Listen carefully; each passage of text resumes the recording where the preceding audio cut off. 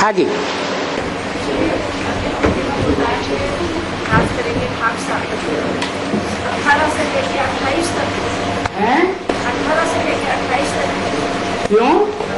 अभी राज करेगा खालसा तो सिर्फ क्या सिखों की दुनिया में ही राज करेगा जो सिखों में गायन है। सिख सारी दुनिया में नहीं फैले हुए हैं, फैले हुए हैं या नहीं? माना 28 तक जो आधार मूर्त ब्राह्मण हैं उनकी दुनिया में, और जो बीज रूप ब्राह्मण हैं उनकी दुनिया में भी वो पूरा राज्य करेगी।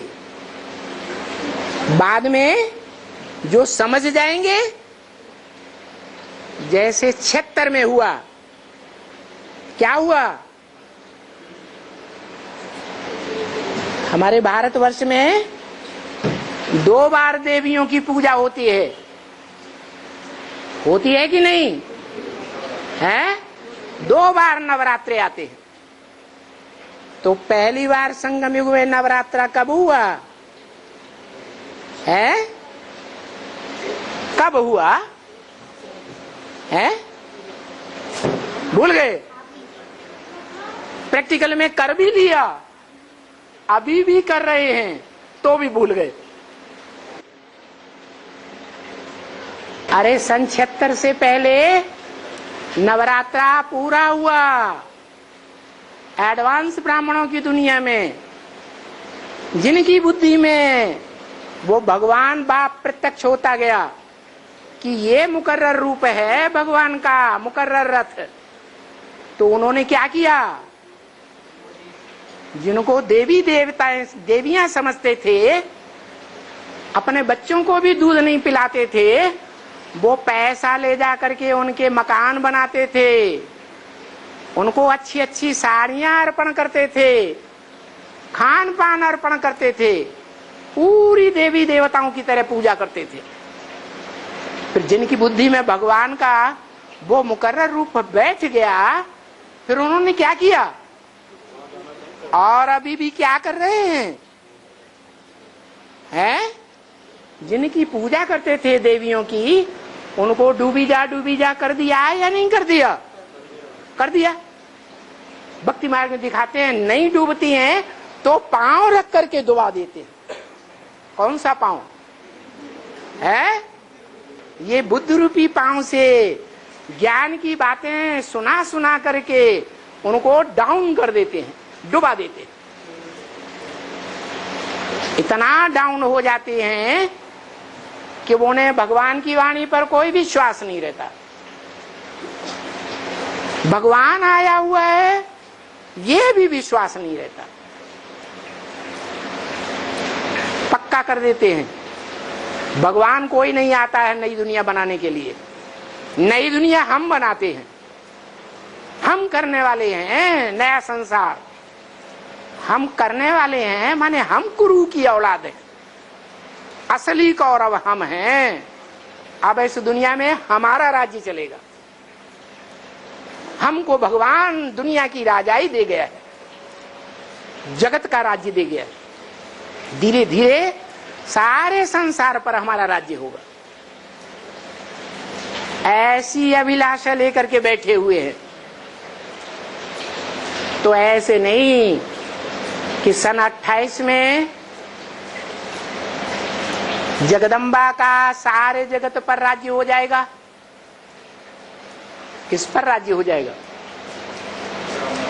है? वो तो 28 तक। 28 के बाद तो डूबी जा होगी या नहीं होगी?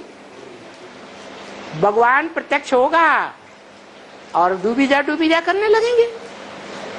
बाकी सब तो दुनिया में डूबी जा नहीं करेंगे। ये रावण का रूप तो वर्ष वर्ष बढ़ता जाता है या कम होता जाएगा? हाँ, तो 28 के बाद भी ये दुनिया में इन सन्यासियों का वर्चस्व बढ़ता ही जाएगा। जब तक सारी दुनिया का सब धर्मों का टोटल विनाश न हो जाए तब तक महाकाली का राज्य बाहर की दुनिया में बना ही रहेगा। बाकी नई दुनिया का राज्य विष्णु के हाथ में होगा। Vishnu no wish at all. जिनकी बुद्धि में से विषय वासना की दुनिया निकलती जाएगी उन देव आत्माओं के ऊपर सरपरस्त वैष्णो देवी और विष्णु ही होगा।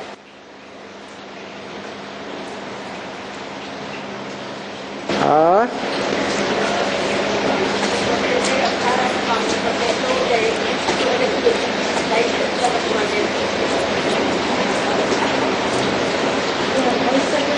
है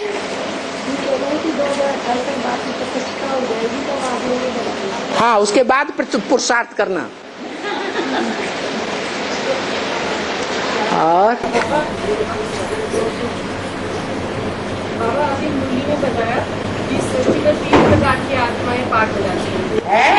इस सृष्टि पर 3 प्रकार की आत्माएं पाठ बजाती हैं। हाँ। एक तो है क्षर, दूसरी अक्षर, तीसरी कौन सी है? तीसरी कौन सी ऐसी आत्मा? तीसरी आत्मा कौन सी है ऐसी? एक क्षर, क्षरित होने वाली, पतित होने वाली, और दूसरी तीसरी वो है जो अक्षर है। वो भी एक जन्म के लिए इस सृष्टि पर आता है। और तीसरी वो है जो पुरुषार्थी जीवन को क्रॉस करके संपन्न जीवन में प्रवेश करती है, विष्णु, जो गीता में भी लिखा हुआ है कि मुख्य रूप से 2 प्रकार की आत्माएं हैं, क्षर और अक्षर। लेकिन तीसरी प्रकार की और एक श्रेष्ठ आत्मा है, वो है पुरुषोत्तम, पुरुषों में उत्तम। ये कंट्रास्ट है, क्या तुलना की गई है, किसमें उत्तम? पुरुषों में उत्तम। माना जो जन्म मरण के चक्र में आने वाले पुरुष हैं उनमें उत्तम से उत्तम पार्ट बजाने वाला वो पुरुषोत्तम। बाकी पुरुष माने आत्मा भी है। उन आत्माओं के साथ शिव की तुलना नहीं की जा सकती। वो तो तुरिया है, उसको आत्माओं के बीच में, जन्म मरण के चक्र की में आने वाली आत्माओं के बीच में उस शिव को उत्तम नहीं कहेंगे। उसकी गिनती ही नहीं होती है किसी में। जो गिनती में आवे वो इस चक्कर में भी आवे, 84 के चक्कर में। वो गिनती में भी नहीं आता तो 84 के चक्कर में भी नहीं आता। बाबा, जोधपुर के आगे एक गांव है, उसमें एक माता का मंदिर है। तो वो माता का नाम है नागेशा। और वह नाग की सवारी है उनकी, नाग के फण के ऊपर बैठी है वो माता। उसका क्या है बाबा? एक माता बताओ दे। की सवारी नाग के फण के ऊपर है। किसकी सवारी? माता की सवारी नाग के फण के ऊपर है। हाँ,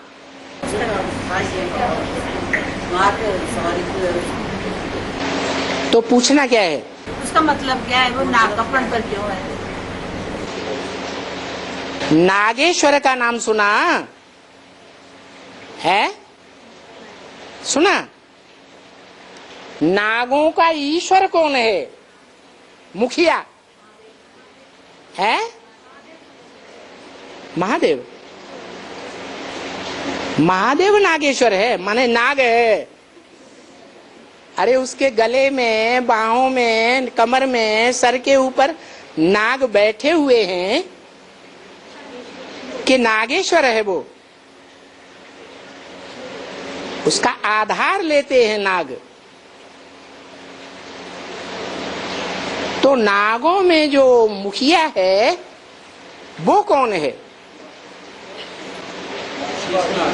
वासुकी नाग।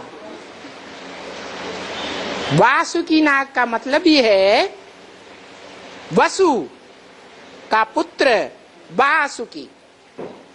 जैसे ब्रह्मा का पुत्र ब्राह्मण, विष्णु का पुत्र वैष्णव, ऐसे वसु का पुत्र वासुकी। जैसे वसु का पुत्र वासुदेव, माना जो वासुदेव है और जो वासुकी या नाग है वो एक ही है। क्या? वसु माने धन संपत्ति। क्या? इस दुनिया में हम जानते हैं कि बड़े से बड़ी धन संपत्ति कौन है?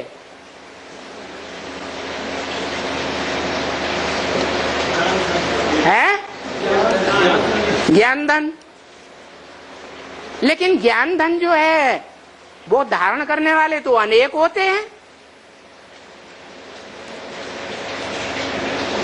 तो अनेक वसु हैं क्या? अरे होंगे भी तो नंबरवार होंगे। तो अव्वल नंबर वसु कौन?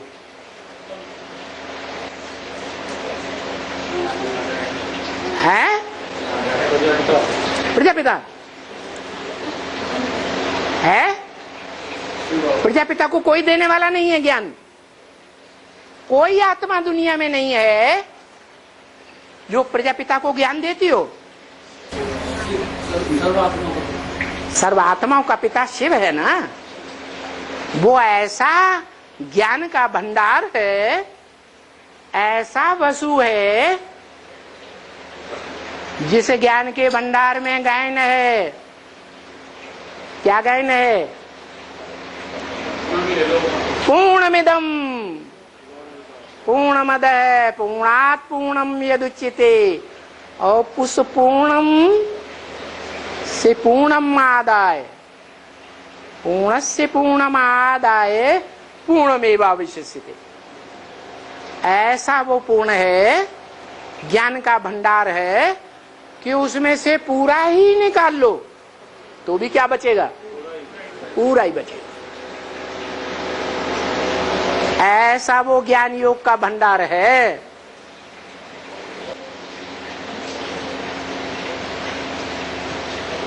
तो उसमें मुख्य है ज्ञान का भंडार।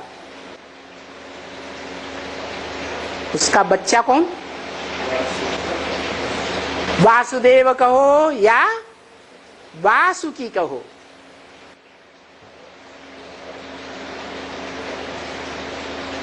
जो वासुकी सदैव शंकर के गले में विराजमान होता है,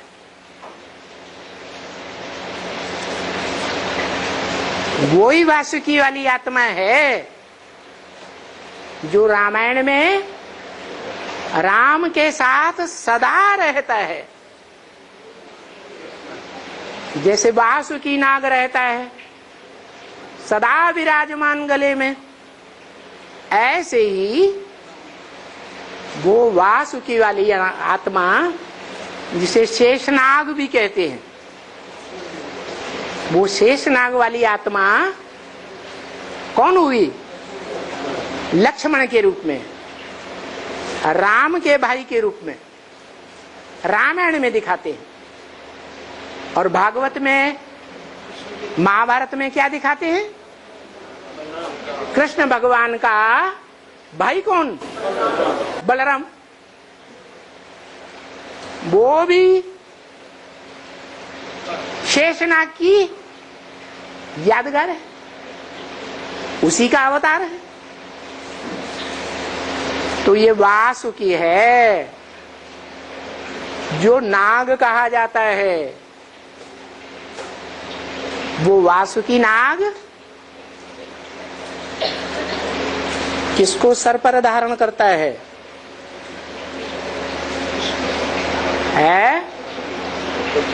अरे उससे ऊंचा होगा या जो सर पर धारण किया हुआ उससे नीचा होगा?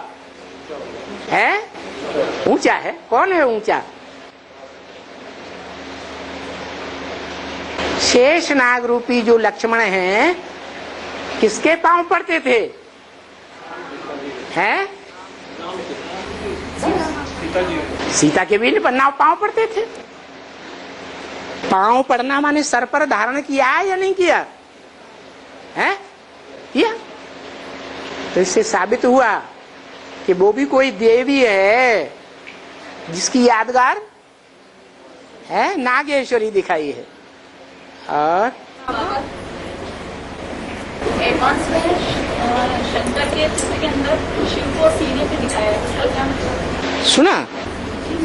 एडवांस के चित्रों में जो 5 चित्र दिखाए हैं एडवांस के, जो अपन समझाते हैं पोस्टर, उसके अंदर शंकर के चित्र के अंदर शिव को सीने पे दिखाया है, शिव का लिंग। कौन सी आवाज कान में ज्यादा सर की आ रही है?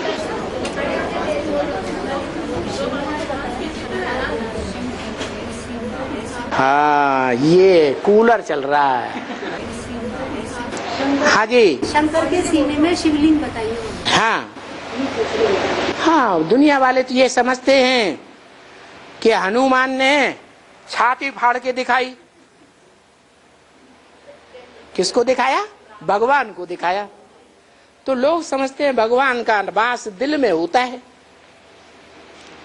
अब हमें तो पता चल गया भगवान का वास हृदय में होता है या मन में होता है? हैं? तो जो मन है वो ही दिल है, वो यहां नहीं है। मन कहां पर है? हैं? ये मन बुद्धि है। बुद्धि ऊपर है और मन नीचे। और हाँ, बाबा ने बोला है ना कि तुम बच्चे परम धाम को इस सृष्टि पर उतार लेंगे। तो जो परम धाम उतारने की बात है, ये 28 में राजधानी स्थापन हो जाएगी, उसके बाद की पहले की बात? शिव कहाँ रहता है? परम धाम में रहता है। इस सृष्टि पर कहाँ रहता है?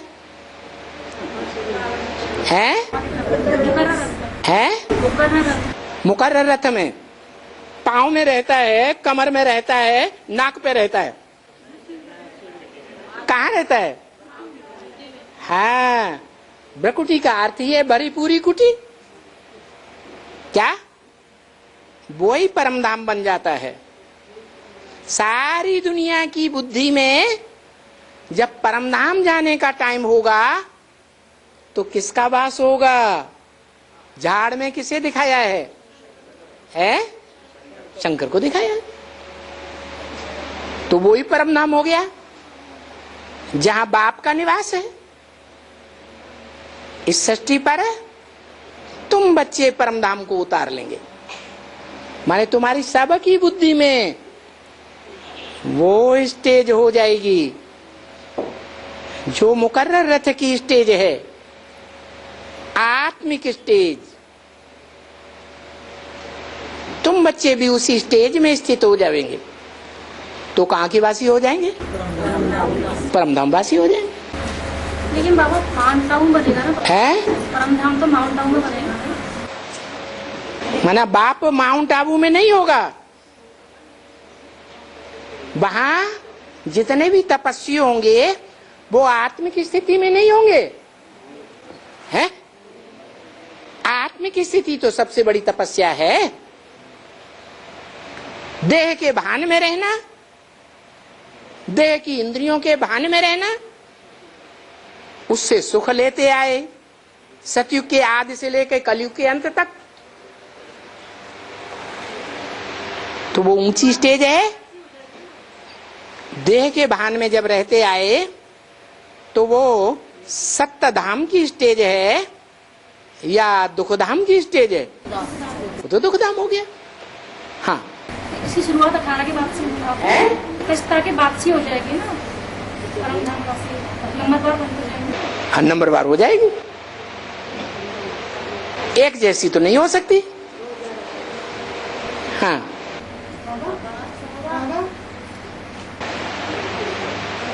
हाँ जी। जब हमें हमारा पार्ट प्रत्यक्ष होने लगे उसके बाद क्या करें? हमें अपना खुद का पार्ट प्रत्यक्ष होने लगे उसके बाद क्या करें? हमें अपने पार्ट की प्रत्यक्षता होने लग जाए तो प्रत्यक्षता हो जाएगी। उसके बाद हो रही है। अच्छा, तो उसका बाद में क्या करें? जो मनुष्य सृष्टि का बाप है उसको अपने पार्ट की इस संगम युग में कभी प्रत्यक्षता होती है या नहीं होती है? है? जब बाप की प्रत्यक्षता होती है और उसका टाइम निश्चित है तो हमारे पार्ट की प्रत्यक्षता नहीं होगी। बाप के पार्ट की प्रत्यक्षता बाप को होती है तो वो क्या करता है? कुछ करता है या जैसे जिंदगी में पहले चलता था वैसे ही चलता है? अरे लोग पढ़ाई पढ़ते हैं, बीए, एमए, पीएचडी करते हैं, आईएएस का, पीएस का, पीसीएस का इम्तिहान देते हैं, बड़ा बड़ा इम्तिहान पास करते हैं, तो उनको नशा आ जाता है। या जब इम्तिहान पास करने के बाद कलेक्टर की, कमिश्नर की या कोई भी ऊंची पोस्ट पर बैठते हैं, सीट पर, तब उन्हें ज्यादा नशा चढ़ता है। कब चढ़ता है? तो राम वाली आत्मा को भी ज्यादा नशा कब चढ़ा होगा? है? कब है? अरे उसे कब पता चलता है कि मेरी ये सीट है? 76 में हाँ, तो ऐसे ही हर आत्मा का अपना टाइम नुदा हुआ है। 8 का भी अपना टाइम नुदा हुआ है। जिनको पता चलता है कि हम धर्मराज की सजा खाने वालों में से नहीं है, क्योंकि हमारा फाउंडेशन ही यज्ञ के आदि से ही तन के द्वारा, धन के द्वारा, मन के संकल्पों के द्वारा, समय के द्वारा, संबंधियों के द्वारा, संपर्क में आने वाली आत्माओं के द्वारा ये साबित करता है कि हम उन बातों से नष्टो मोहा होकर के शुरुआत से ही रहे। पहले परसेंटेज कम था, बाद में परसेंटेज बढ़ता जाता है, तो उन्हें निश्चय हो जाता है क्या कि हम ही हैं, हम जरूर अष्टदेव की स्टेज में आने वाले हैं। तो नशा चढ़ेगा या नहीं चढ़ेगा? चढ़ेगा। दूसरों से कहो आप अष्टदेव में आने वाले हैं, अरे भाई हम कहाँ? जबकि अभी अष्टदेवों का पार्ट सभी का डिक्लेयर नहीं हुआ है, तो भी ऐसे कह देते हैं अरे हम कहाँ और वो अष्टदेव कहाँ? अपनी स्टेज तो पता है ना बाबा, हम किस स्टेज पर है? अपनी स्टेज तो पता है ना सबको कि हम किस स्टेज पर जा रहे हैं। अच्छा, तो बाबा पढ़ा रहे नहीं मतलब अष्टदेवों की स्टेज ज्यादा ऊंची है ना बहुत। देखा क्या पार्ट प्रत्यक्ष हो गया? लेकिन जैसे आप बोलते हैं, डिक्लेयर हो गया। जब डिक्लेयर नहीं हुआ तो उनको ऊंचा क्यों मान लिया? लेकिन जैसे आप बोलते हैं ना, जब से वो ज्ञान में आते हैं तो नष्ट मोहा उसमें दिलब्धा हो जाते हैं ना। तो आपकी शुरुआत से ये स्टेज नहीं है? है? हाँ जी। और हाँ, वो खड़े हो गए, आप तो बैठे हैं। हाँ बोल बोल। ब्रह्मा को बड़ी माँ क्यों कहा जाता है? ब्रह्मा को बड़ी माँ क्यों कहा जाता है? ड्रामा को माँ को बड़ी माँ क्यों कहा जाता है? बड़ी बड़ी माँ ड्रामा को बड़ी माँ कहा जाता है। ड्रामा को ब्रह्मा को बड़ी माँ क्यों कहा जाता है? ब्रह्मा ने बड़ी, माँ माने माँ। जो माँ की तरह बड़ा गुण धारण करके दिखाए। माताओं का सबसे बड़ा गुण क्या होता है? सहन शक्ति। तो जो माताओं का पार्ट बजाने वाली माताएं हैं, उनके बीच में जिसने ये सहन शक्ति का सबसे बड़ा पार्ट अदा करके दिखाया, वो ही हो गई बड़ी माँ। कौन हुई है? कौन हुई बड़ी माँ? बताओ। है? ब्रह्मा हुई। जगदम्बा भी नहीं। जगदम्बा ने सबसे ज्यादा सहन शक्ति का पार्ट अदा किया क्या? किया? नहीं किया। और ब्रह्मा ने तो किया। चैलेंज है। कोई भी ब्रह्मा कुमार कुमारी ये नहीं कहेगा ब्रह्मा ने हमको दृष्टि से, वाचा से या कर्मेंद्रियों से दुख दिया। कोई कहेगा? सबको सदैव सुखी ही सुख दिया, खुद दुख लिया, यहां तक कि मरते दम तक क्या गायन है शास्त्रों में है? कृष्ण के पांव में बहेलिये ने तीर मारा बात का, और उनके घाव से उनके प्राण पखेरु उड़ गए। इतना सहन करती है माता। और हाथ उठाओ। और अनसुईया सबसे बड़ी बताइए तो बाबा ऐसी कब हुए जो तीनों बच्चा ब्रह्मा विष्णु बालक है? ब्रह्मा शंकर ब्रह्मा तीनों को क्या? हाँ, बच्चा बनाती है। हाँ ठीक है, उनकी अम्मा बन गई है। कब बना? लो, ब्रह्मा विष्णु और शंकर, ये तीनों आत्माएं जो हैं, उनकी माँ की तरह प्रैक्टिकल जीवन में पालना करती है या नहीं करती है? है? करती है। अरे तो फिर मान लो, ब्रह्मा की आत्मा भी अभी है कोई न कोई तन में है, और शंकर की आत्मा भी है ना कि नहीं है? वो भी है। और कौन? विष्णु। वैष्णवी शक्ति, जो वैष्णवी शक्ति है, जिसको ब्रह्मा कहें, वो भी है या नहीं है? है ना ब्राह्मणों की दुनिया में? नहीं है। और बाबा ने बोला है, तुम बच्चों ने जो भी दीदी दादियां हैं ब्राह्मणों की दुनिया में, उनको आदि में भी तुमने क्या किया था? श्रृंगार किया था गुण रत्नों से। और अभी भी तुम क्या करेंगे? है? ज्ञान रत्नों से श्रृंगार करेंगे।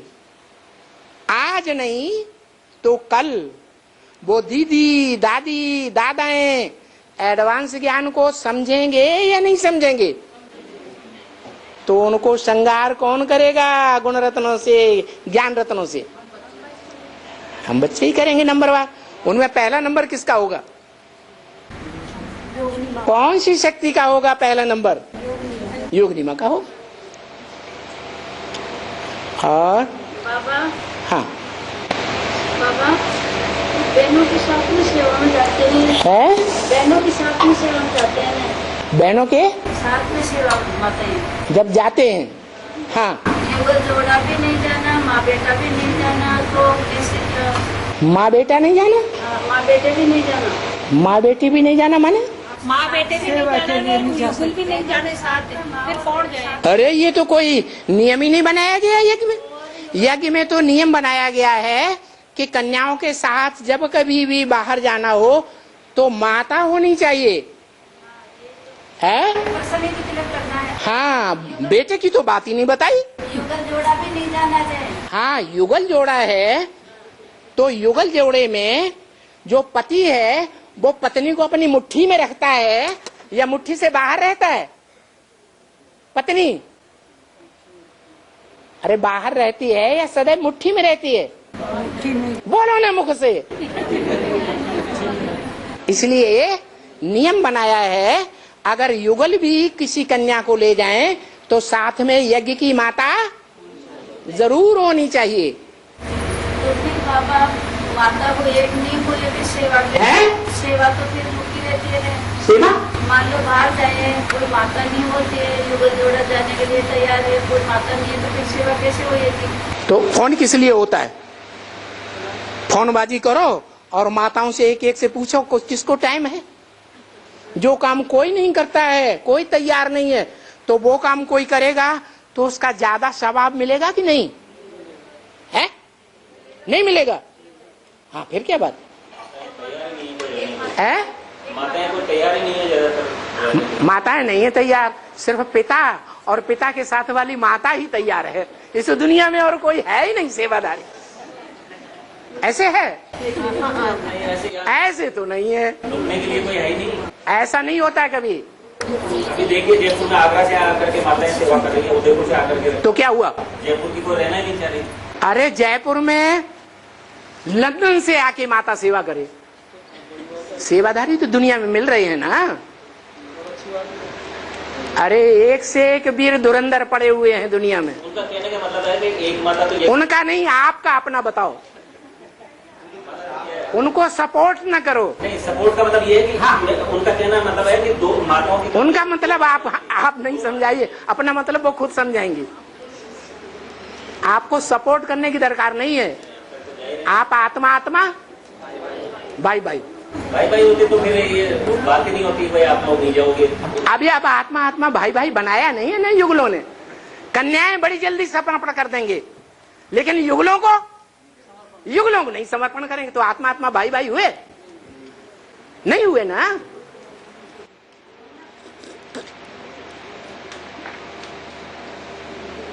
और महाकाली और महालक्ष्मी में के पाठ में दोनों सेम आत्माएं हैं क्या? महालक्ष्मी और महाकाली के पाठ में महाकाली के पाठ में दोनों महालक्ष्मी जो है तब ही कहा जाता है जब जगदम्बा वाली आत्मा अपने संस्कारों से लक्ष्मी के संस्कारों के अनुरूप बन जाए। और महानारायण भी तभी कहा जाता है जब नारायण वाली आत्मा जो राम वाली आत्मा है संगम युग में, वो जो जन्म देने के निमित्त बनती है अपने बच्चे को, वो बच्चे वाली आत्मा भी संगम युगी नारायण के संसर्ग में आकर के ऐसी बन जाए, नारायण जैसी, नर से नारायण जैसी, 16 कला संपूर्ण, तो महानारायण कहा जाता है। एक बार महाकाली पूछा था, महाकाली में भी दो आत्माओं का पाठ है क्या? महाकाली में जो ब्रह्मा वाली आत्मा प्रवेश है, जो चंद्रमा के रूप में दिखाई जाती है, उस आत्मा की बुद्धि में भगवान के पाठ की प्रत्यक्षता कब हो जाती है? कब होती है बताओ? है 18 में प्रत्यक्षता होगी तो कब हो जाती है?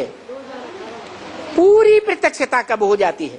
28 में जब पुरुषार्थ संपन्न हो तब पूरी प्रत्यक्षता होती है, या पुरुषार्थ की शुरुआत हो 2018 में, 2028 में?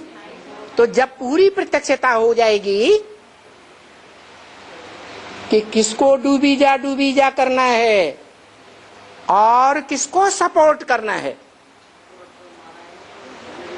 तो जान जाएगी लक्ष्मी को सपोर्ट करना है और जगदम्बा को सपोर्ट नहीं करना है। लक्ष्मी के जीवन में ये बात देखने में आती है कि वो सत्ता नहीं चाहती। चाहती है? नहीं चाहती। सारे ब्राह्मण परिवार में वो कन्या बहुत सेवादारी साबित हो जाती है। इतनी बड़ी सेवादारी साबित हो जाती है कि अफ्रीका के महाकामी हबसियों के बीच में उसे डाला जाता है और वहां भी सेवा की संपन्नता करके दिखा देती है। तो भी दीदी दादी के रूप में ब्राह्मणों की दुनिया में प्रत्यक्ष होती है। दादी बनकर के आती है या असिस्टेंट बनकर के ही रहती है? दादी बन के आती है। हाँ, असिस्टेंट बन के रहती है। जो दादी बन करके बैठ गई वो हेड ऑफिस के कंट्रोल में ही नहीं है। उन्होंने अपना हुद्दा जमा लिया। हम गुजरात की इंचार्ज,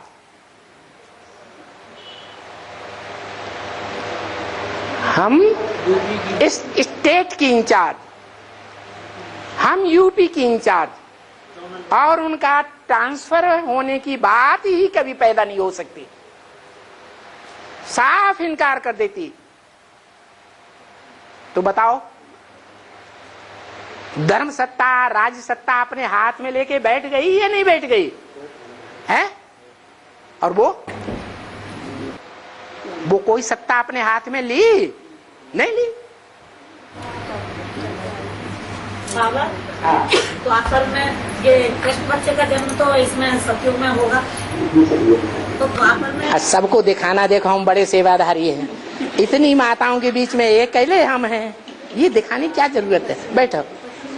हाँ बाबा, ये सतयुग में तो कृष्ण बच्चा जन्म लेगा है? सतयुग में कृष्ण बच्चा जन्म लेगा। संगम युग में, सतयुग में लेगा। हाँ, तो द्वापर में कृष्ण को कैसे बताया है? द्वापर में कृष्ण को कैसे बताया, वो कौन जन्म लेगा? द्वापर में कृष्ण को कौन जन्म देगा? नहीं, द्वापर में कैसे बताया फिर भाई? द्वापर में जन्म लेगा तो कैसे? माने संगम युग की शूटिंग द्वापर युग नहीं है।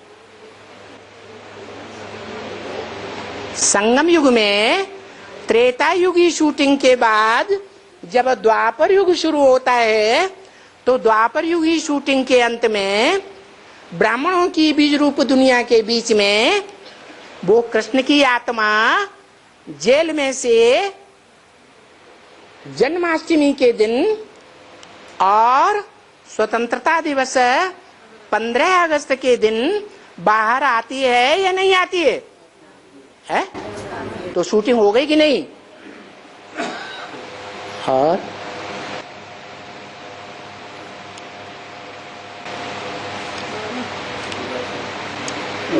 हाँ, जब हम लोग परेशान होते हैं, परिस्थिति आती है, उस समय बाबा को भूल जाते हैं।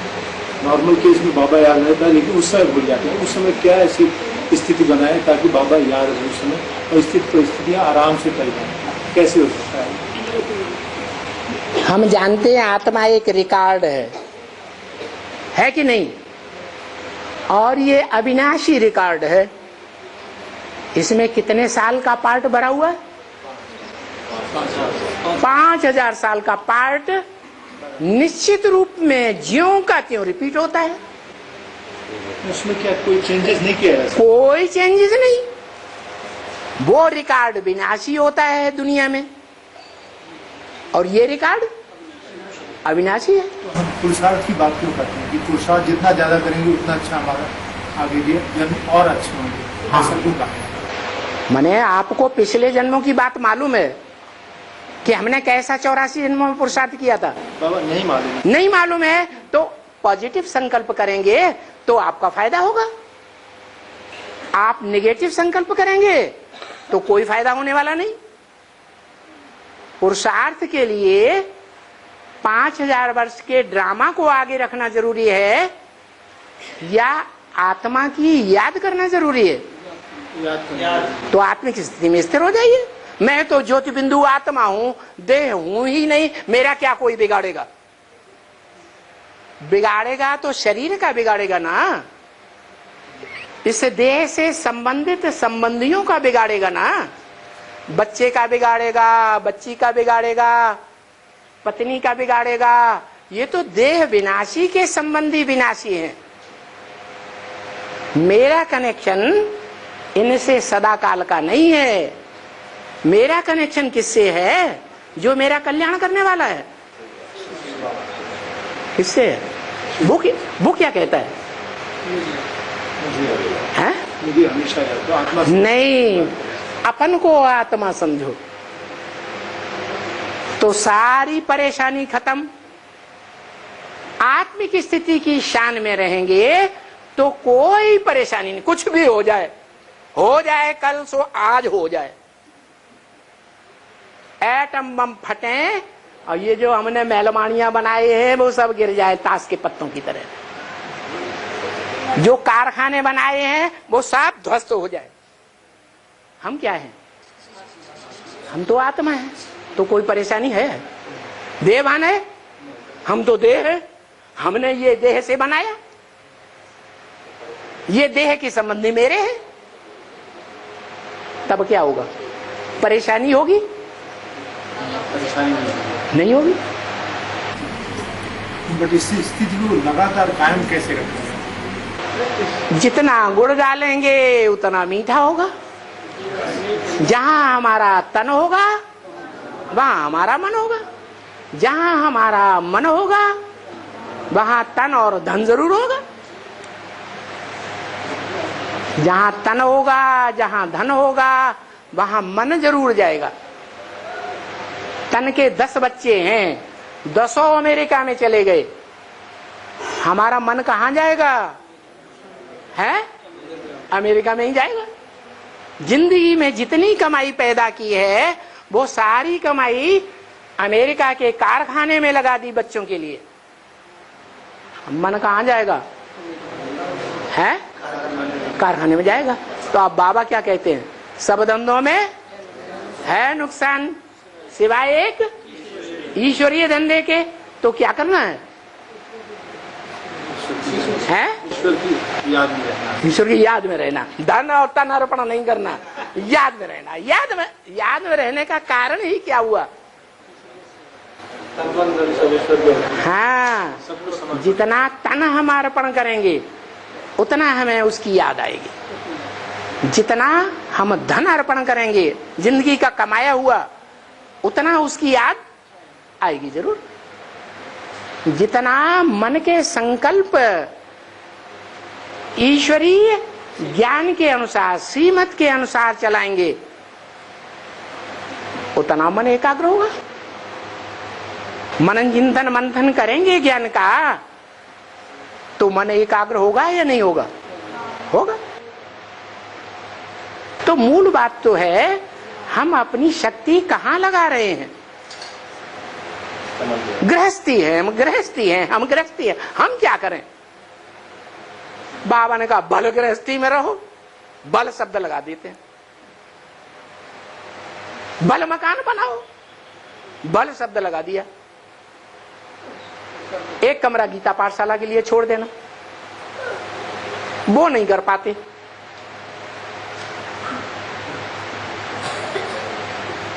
गृहस्थी भी 2 प्रकार की है, एक प्रकार की है। हद की गृहस्थी और बेहद की गृहस्थी। गृहस्थी 1 जन्म की है या 84 जन्म की है? 84 जन्म की। उनमें सबसे श्रेष्ठ जन्म है सतयुग का और सबसे भ्रष्ट गृहस्थी का जन्म है कलयुग के अंत का। सबसे श्रेष्ठ संबंधी आत्माएं मिलेंगी सतयुग में और सबसे भ्रष्ट ज्यादा से ज्यादा दुखदाई आत्मा कौन से जन्म में मिलती है? इस आखिरी जन्म में। तो क्या करना चाहिए? जो आखिरी जन्म में संबंधी मिले हैं उनके लिए तन मन धन अर्पण करते रहें या जो संगम युगी श्रेष्ठ जन्म में हमें संबंधी मिलेंगे उनके लिए हम अर्पण करें। जो ओरिजिनल वसुधैव कुटुंबकम है, सारी वसुधा हमारा कुटुंब, उस सारी दुनिया की बीज रूप आत्मा है 108, वो हमारे संबंधी हैं पहले जन्म में। तो किसके लिए मरना है? अंतिम जन्म वालों के लिए, तमो प्रधान के लिए। बड़ा अच्छा ज्ञान मिला है।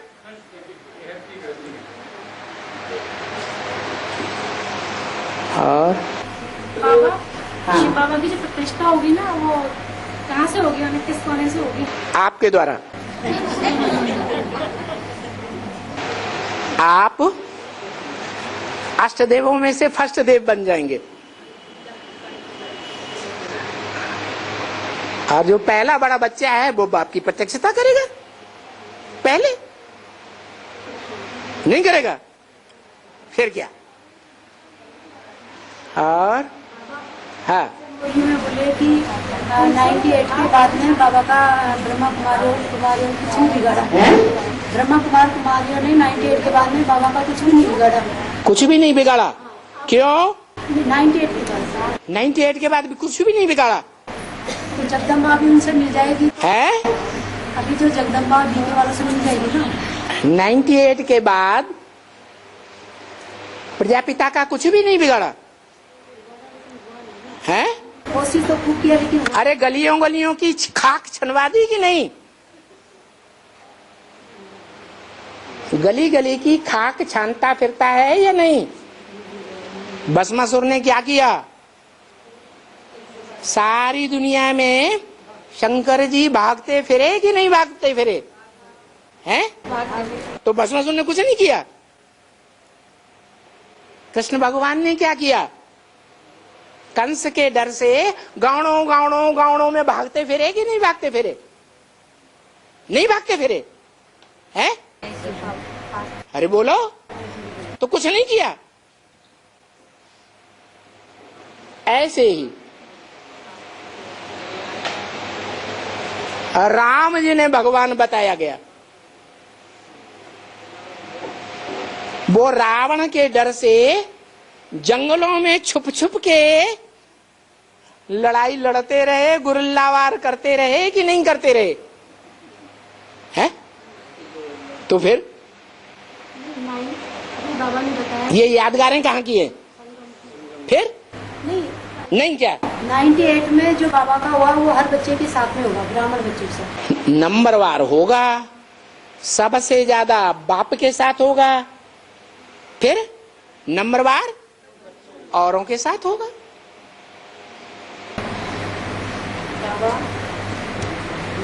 क्लास बाबा की क्लास चालू होती है, माताएं आती है तो किसी ने पैसे निकाल लेते हैं। माताएं आती है, आता है, माताएं आती हैं, तो उनके पर्स में से पैसे निकाल लेते हैं, तो उनका क्या पद होगा? क्या हो? जैसे माताएं आती है तो हाँ। पैसे लाती है, क्या लाती हैं? पैसे लाती हैं। हाँ, कोई माताएं निकाल लेती तो उनका पद क्या होगा? चोर बनेंगे जन्म जन्मांतर। राजा के जो मातहत है सिपाही लोग, उनकी पिटाई होती रहेगी, मार खाती रहेंगी, और क्या बनेंगी?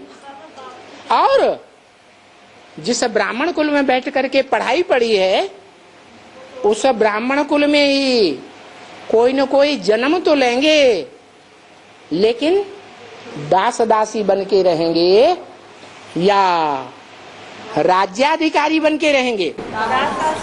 दास दासी बन के रहेंगे। ऐसे क्यों कर रहे हैं? अरे आपको फायदा है कि नुकसान है? आपको जन्म जन्मांतर का नुकसान है या फायदा है? कोई माता बाबा को सेवा देने के लिए लेके आई, उनका निकाल लिया। हाँ, यज्ञ की चोरी की ना, तो मुरली में क्या बोला है? जो यज्ञ की चोरी करते हैं, चोरी चकारी करने वाले ऊंच पद पावेंगे या नीच पद पावेंगे? नीच पद पावेंगे। तो आपको तो फायदा हो जाएगा, आपको तो दास दासी चाहिए कि नहीं?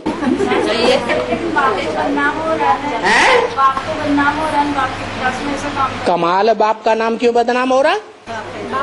अरे स्कूल में अच्छे बच्चे भी होते हैं और खराब से खराब बच्चे भी होते हैं, नाम बदनाम होने की क्या बात है? हलचल पैदा हो जाती ना, है? क्लास में डिस्टर्ब हो जाता है, क्लास में डिस्टर्ब होती है। हलचल पैदा हो जाती है, सब प्रॉब्लम होता है। अरे गीता में लिखा है श्रेष्ठ आत्मा वो है यस्मान नोद्विजते लोको, जिससे लोग जो हैं वो उद्वेग को प्राप्त न हो, परेशानी को प्राप्त न हो। यहाँ परेशानी पैदा कर दी ना लोगों को, तो कौन निमित्त बना उद्योग पैदा करने के? वो ही आत्मा बन गई। यस्मान नोद्विजते लोको लोकान नोद्विजते चय। दूसरी बात, जो दुनिया वालों से, दुनिया वालों के कर्म से, बोल से उद्वेग को प्राप्त न हो, परेशान न हो। जो हुआ ड्रामा में अच्छा हुआ, फायदामंद है या नुकसान है? है? ड्रामा फायदेमंद है या नुकसानकारक है? अरे ड्रामा कल्याणकारी है या कल्याणकारी? बाबा बाबा के बच्चे तो समझ करके नहीं बोलेंगे कुछ है? बाबा के बच्चे तो समझ करके परेशान नहीं होंगे। हाँ। तो बाबा का ज्ञान मिल गया। हाँ। लेकिन बाहरी लोग तो है जो क्या नाम से ओरमा देंगे। यहाँ भी तो हलचल होती है ना, सब वो तो कहेंगे ही कि तुम्हारे ज्ञान में ऐसे होता है। हाँ। फिर क्या कहें उनको? जो बाहर के लोग हैं उनके लिए ही तो फिल्मी में गीत गाया हुआ है। अरे कुछ तो लोग कहेंगे, लोगों का काम है कहना, इन बेकार की बातों में ये संगम युग की बीत न जाए रहना। अरे ये संगम युग मौजों का युग बताया है, तो मौज मनानी है या दुनिया वालों को देख देख के उनकी बातों को सुन सुन करके परेशान होना है? क्या करना है? वो कहे तो कहने दे, अपन तो मौज में रहे, मस्त रहो। संगम वो अपने मुंह से कहते हैं या हमारे मुख से कहते हैं? वो तो कहते तो अपने मुंह से हैं। तो अपने मुंह से जो ग्लानि करते हैं, फालतू की ग्लानि करते हैं, उनके मुंह में पाप चढ़ेगा या हमारे मुंह में पाप चढ़ेगा? इतनी सी बात नहीं जानते। हाँ, जैसे किसी के 1000 रुपए निकाले हैं, किसी के 500 रुपए निकाले किसी ने। हाँ। और आत्मा भी 500 रुपए लेके आई है, तो जैसे चेकिंग करते तो वो आत्मा के पास 500 रुपए मिलेंगे तो कहेंगे ये चोर है। बड़ी खुशी खुशी चेकिंग करा देना चाहिए। भैया चेकिंग कर लो, शायद हो सकता है कि पता चल जाए, क्योंकि जो चोर होगा वो तो चोरी करके खिसकना चाहेगा या बैठना चाहेगा, है? वो चेकिंग नहीं कराएगा। हाँ, चोर होगा तो वो तो मौका पा करके भाग जाना चाहेगा। और है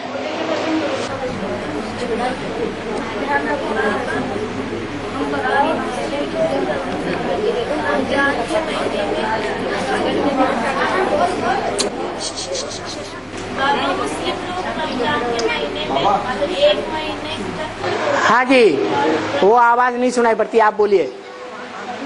बाबा राम और रावण, हाँ दोनों एक ही आत्मा है। हाँ, तो रावण तो हर साल रावण का कद बढ़ता जा रहा है, तो राम का कद क्यों नहीं बढ़ा? मना राम वाली आत्मा सब क्षेत्र से प्रत्यक्ष होती है, तो जब से प्रत्यक्ष होती है उसका प्रभाव दुनिया में बढ़ता जाता है या घट जाता है बीच में? है 98 में मान लो बड़ी भारी ग्लानि पैदा कर दी अखबारों के द्वारा, टीवी के द्वारा, चैनल्स के द्वारा, तो 2001 से 2000 से और ज्यादा प्रत्यक्षता होने लगी या कम हुई? और ज्यादा हुई। उसके बाद फरक्काबाद में 2 महीने अखबारों की धुआंधार ग्लानि चली, मीना कुमारी कन्या को लेकर के, बांदा की कन्या, और उस ग्लानि में सरकार के लोग भी परेशान हो गए। आखिर करें तो करें क्या, हम तो ऐसे फंस गए। पुलिस के लोग भी परेशान, और जनता तो तैश में आ गई, उसने कुछ नहीं कर पाया तो तिराहे पर, दुराहे पर, चौराहे पर बाबा के पुतले जलाना शुरू कर दिए। तो देखो, उसके बाद सेंटरों का प्रस्ताव फैलाव बढ़ गया या घट गया है? और ज्यादा बढ़ गया। उसके बाद अभी कलकत्ता में ब्रह्मा कुमारियों के द्वारा चैनल्स वालों को पैसा दे करके कोई कन्या भाग के आई दिल्ली में, उसको लेकर के धुआंधार ग्लानि करना शुरू कर दी और सरकार के लोग सक्रिय हो गए, पुलिस भी सक्रिय हो गए। कई भाइयों को सॉल्ट लेक सेंटर से उठा करके जेल में बंद कर दिया। रविंद्र भाई को भाग जाना पड़ा और कई दिन तक सेंटर में लोगों का आना ही बंद हो गया। जैसे खादिम शू कंपनी का जब केस उठा था बंगाल में, तो उसका जो मुखिया था वो ब्रह्मा कुमारियों में जाता था, उसको किडनैप कर लिया गया और उस किडनैप को लेकर के रविंद्र भाई का नाम डाल दिया कि इन्होंने किडनैप करवाया। वो पकड़ लिए गए, महीने 2 महीने तक उनको जेल में रखा, खूब पिटाई भी की। ये किसका प्रभाव था? ये प्रभाव था टीवी चैनल्स का, अखबारों का, रेडियो का। ये हालत हो गई कि 2-3 महीने तक जिस सॉल्ट लेक सेंटर में 400-500 लोग आते थे संडे संडे, वो सब गायब हो गए। एक ने भी आना जाना पसंद नहीं किया, यहां तक कि अपनी अपनी कन्याओं को ले जाने के लिए संदेश भेजने लगे। तो ये छोटे मोटे छुटक पुटक उदाहरण हैं सत्य और असत्य के युद्ध के। क्या बड़ा महावारी महाभारत युद्ध बीज रूप आत्माओं में, आधार मूर्त आत्माओं में नहीं हो सकता? आसार दिखाई नहीं पड़ते हैं, अभी भी कानों में आवाज आती है।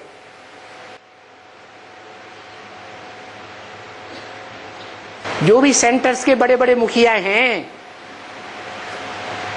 उनको ये चैलेंज दिया जा रहा है, जैसे तुम्हारे बाबा का असर किया था 98 में,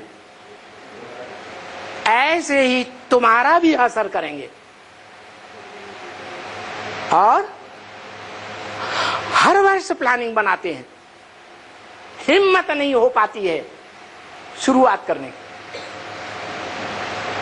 क्योंकि तो ऑल इंडिया का बड़ा काम हो जाएगा।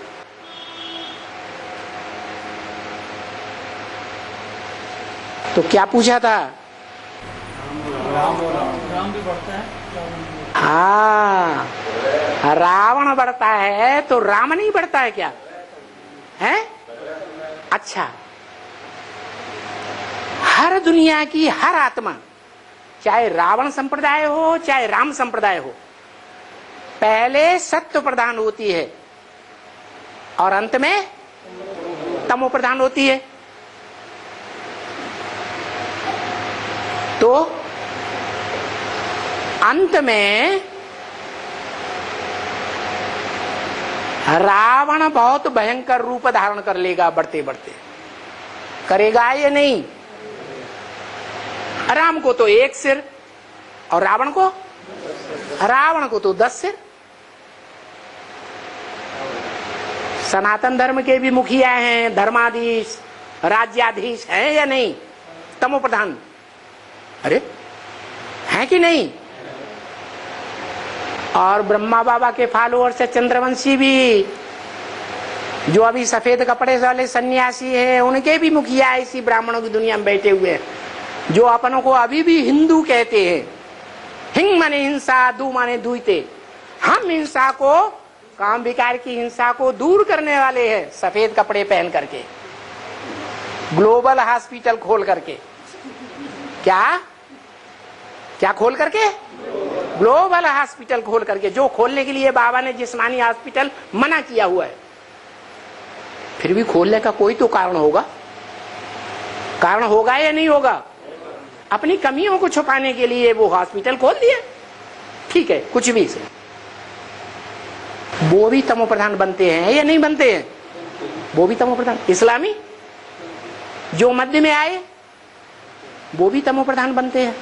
बौद्धिक क्रिश्चियंस वगैरह वगैरह सब तमो प्रधान बनते हैं या नहीं बनते हैं? हैं? और इन सब का बाप कौन है?